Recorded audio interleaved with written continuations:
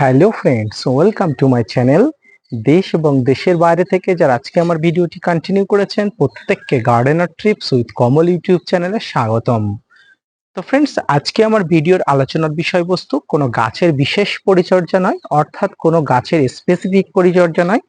আজকে আমার ভিডিওর বিষয়বস্তু হলো ছাদ বাগানের আম, জাম, কাঁঠাল, লেবু, লিচু, জামরুল, আঙ্গুর, যত ধরনের ফলের গাছ আছে সমগ্র ফলের গাছের হঠাৎ বৃষ্টির পরে আপনারা কি ধরনের কীটনাশক এবং ফাঙ্গিসাইড ব্যবহার করবেন, আদৌ কি কীটনাশক এবং ফাঙ্গিসাইড দেওয়ার প্রয়োজনীয়তা আছে, বা দিলে কি ফাঙ্গিসাইড এবং কীটনাশক দেবেন, কতটা পরিমাণ দেবেন, কি ধরনের ফাঙ্গিসাইড কীটনাশক সঙ্গে সঙ্গে দিলে আপনার গাছগুলো অ্যাবজর্ব করে নিতে পারবে, ফাঙ্গাসের আক্রমণ কম হবে, সমগ্র তথ্য নিয়ে আজকের ভিডিওটি আলোচনা করছি। তাই আজকের ভিডিওটি আপনার জন্য, বা আপনি যদি ছাদ বাগানি হয়ে থাকেন অবশ্যই খুব গুরুত্বপূর্ণ। ভিডিওটি না স্কিপ করে কন্টিনিউ করবেন, তাহলে হঠাৎ বৃষ্টির পরে যে বিভিন্ন ফাঙ্গাস এবং কীটপতঙ্গর আক্রমণ হবার যে ঘটনা ঘটে সেটি আপনারা আজকের ভিডিও দেখে অনেক ধরেন ধারণা আনতে পারবেন এবং সঙ্গে সঙ্গে এর আপনারা ট্রিটমেন্ট নিতে পারবেন। তো আপনারা দেখছেন আপনাদের প্রিয় YouTube channel gardener trips with কমল।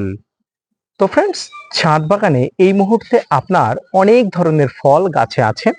প্রত্যেকটা ফল গাছে বিভিন্ন ধরনের বিভিন্ন রকমের ফল আছে এবং এই সমস্ত গাছে এখন প্রচুর পরিমাণ যেমন ফাঙ্গাস এবং কীটপতঙ্গ লাগার আক্রমণ ভয় আছে, তেমনি পাশাপাশি এই সময় কাল বৈশাখী ঝড় হওয়ার সম্ভাবনা প্রচুর পরিমাণ থেকে যায়।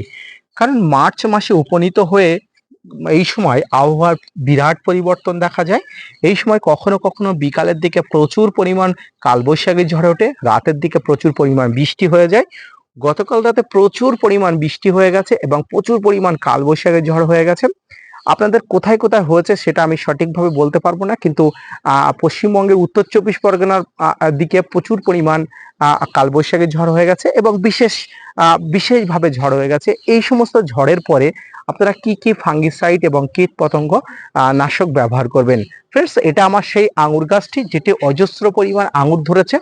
যেহেতু গতকাল রাতে প্রচুর পরিমাণ বৃষ্টি হয়ে গেছে এবং ঝড় হয়ে গেছে, সেই জন্য আঙুর গাছটি একটু এলোমেলো অবস্থায় আছে, কিন্তু এই আঙুর গাছে এলোমেলো অবস্থায় থাকলেও সম্পূর্ণ সুস্থ আছে এবং সম্পূর্ণভাবে ভালো আছে। তো এই সময় যেহেতু বৃষ্টি হয়ে গেছে, বৃষ্টির পরে একটা ফাঙ্গাসের লাগার প্রবণতা থাকে। এই ফাঙ্গাস লাগার প্রবণতা যাতে গাছে না আসে এই জন্য আপনারা কি করবেন, তো আসুন আপনারা একটা একটা বিষয় নিয়ে জেনে নিন।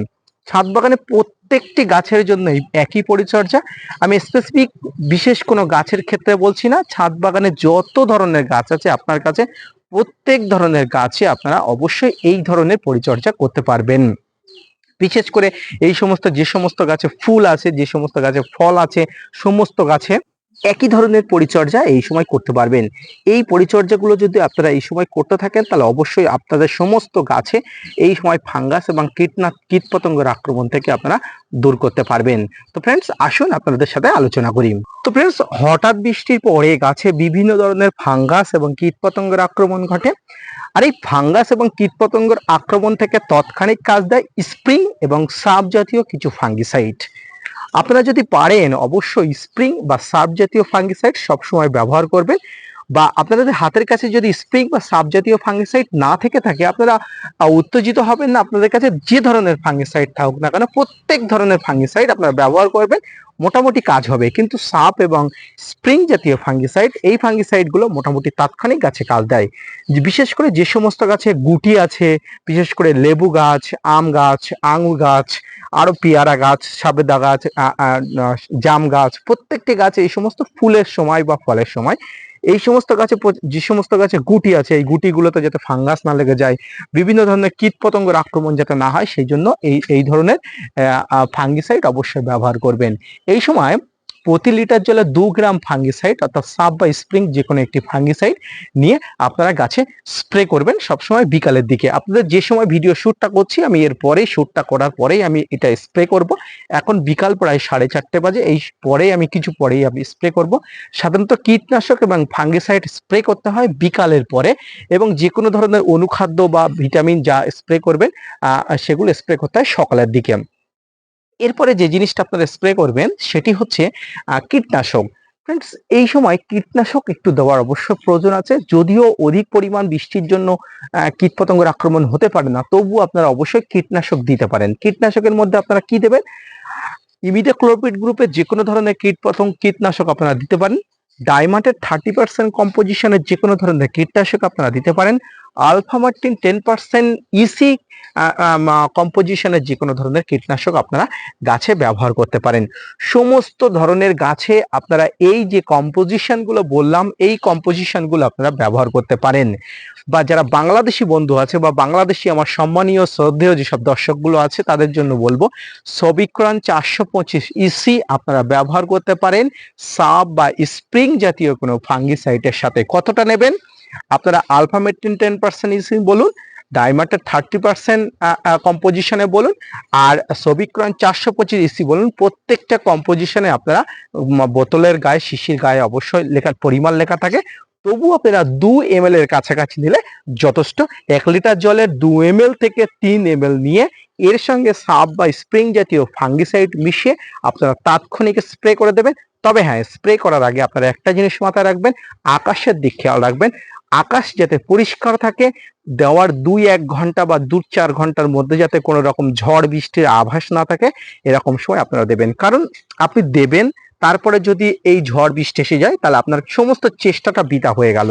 তাই ছাদ বাগানে হঠাৎ বৃষ্টির পরে ফাঙ্গাস এবং কীট পতঙ্গ যাতে না লাগে, তার জন্য এই ধরনের পরিচর্যা যদি আপনারা সামগ্রিকভাবে করতে পারেন, বিশেষ করে আপনার লেবু এবং আম গাছে যদি মুকুল থেকে থাকে, গুটি থেকে থাকে, তাৎক্ষণিক অবশ্যই পরিচর্যা করে থাকেন, খুব খুব ভালো কাজ দেবে। এটি অন্তত আমি গ্যারান্টি দিয়ে বলছি। পাশাপাশি এই সময় আপনার ছাদ বাগানে যদি অ্যাপেলের ফুল ফুটে থাকে, অবশ্যই অনেকের অ্যাপেলের ফুল ফুটে আছে। এখানে দেখতে পাচ্ছেন আমার এখানে 2টো অ্যাপেল থেকে হয়তো 2টো অ্যাপেল ধরেও পা গেছে এবং একটা অ্যাপেল ফুল এসেছে। পাশাপাশি এই অ্যাপেল ফুল গাছে অর্থাৎ আপেল ফুল গাছে একই ধরনের পরিচর্যা আপনারা করতে পারেন। এদিকে দেখুন পেয়ারা গাছে প্রচুর পরিমাণ মুকুল এসছে বা কচি পাতা এসছে। এই ধরনের পেয়ারা গাছেও এই ধরনের ফাঙ্গাস এবং কীট পতঙ্গর লাগতে পারে, তাই এই এক্ষুনি কীটনাশক এবং ফাঙ্গিসাইডের একটা দিতে পারেন। এদিকে আপনারা দেখতে পাচ্ছেন এটি একটি সাবেদা গাছ, এই সাবেদা গাছেও এই ধরনের কীটপতঙ্গ এবং ফাঙ্গিসাইড দিতে পারেন। মোট কথা আপনার ছাদ বাগানে A to Z যত ধরনের গাছ আছে, আমি আবারও বলছি A to Z যত ধরনের গাছ আছে, সমগ্র গাছে আপনি এই ধরনের কীটনাশক এবং ফাঙ্গিসাইড ব্যবহার করুন, দেখবেন তাৎক্ষণিক কাজ হবে এবং আপনার গাছ কোনো ধরনের ফাঙ্গাসের এবং কীটপতঙ্গের আক্রমণ থাকবে না। তো ফ্রেন্ডস, আজকের ভিডিওটি আমি মনে করি অত্যন্ত গুরুত্বপূর্ণ সকল ছাদ বাগানীদের কাছে, কারণ যেহেতু এটা বর্ষাকালের একটা প্রাক মুহূর্ত এবং এটি গরমকাল, হঠাৎ করে প্রচুর পরিমাণ বৃষ্টি হয়ে যাবে এবং প্রচুর পরিমাণ ফাঙ্গাসের আক্রমণ ঘটে যাবে গাছগুলোতে। সারা বছর পরিচর্যা করার ফলে গাছগুলোতে যদি ফুল ফল ধরার পরে যদি এইভাবে ঝরে পড়ে যায় তাহলে কতটা ব্যথা লাগে সেটা ছাদ বাগানীরাই বুঝতে পারে। তাই আপনারা যারা ব্যথিত না হন, আপনাদের কথা ভেবে আজকের এই ভিডিওটি তৈরি করা। সমস্ত গাছে, আম জাম কাঁঠাল সমস্ত গাছে এই ধরনের পরিচর্যা এক্ষুনি করুন।